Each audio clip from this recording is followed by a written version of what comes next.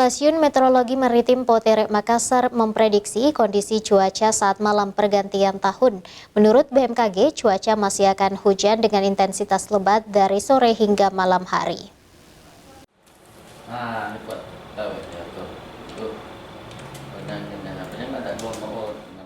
Bagi Anda yang ingin keluar untuk merencanakan tahun baru bersama keluarga dan kerabat, diharapkan untuk tetap waspada.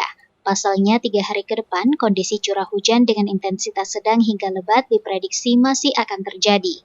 Cuaca di sebagian besar wilayah di Sulsel terpantau masih didominasi berawan, dan beberapa daerah mengalami hujan sedang maupun hujan lebat.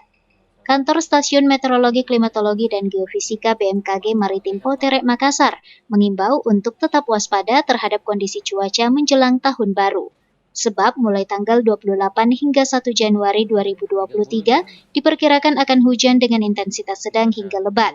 Sedangkan untuk gelombang laut diprediksi tinggi di wilayah pesisir timur Kepulauan Selayar dan Kepulauan Flores. Peningkatan gelombang laut mencapai 3 hingga 6 meter Selat Makassar. Sedangkan untuk tanggal 31 Desember, prediksi hujan saat sore hari, namun di malam hari diperkirakan kembali reda, dan memasuki tanggal 1 Januari 2023, hujan kembali turun.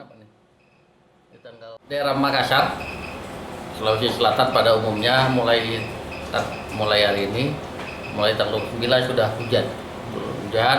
Terutama pada malam hari, dia akan turun hujan, makanya sampai tanggal 2, 3 masih hujan. Jadinya mulai tanggal 29, 30, 31, 1, 2, 3 Sulawesi Selatan khususnya Makassar, Maros, Takalar akan diguyur hujan. Dan untuk perairan Sulawesi Selatan untuk diwaspadai sudah masuk gelombangnya tinggi. Jadinya untuk para nelayan untuk waspada. Ia mengungkapkan agar masyarakat tetap selalu waspada terhadap potensi cuaca ekstrim, khususnya bagi nelayan untuk tidak melaut antisipasi gelombang tinggi. Hardi Jaho, Slebes TV.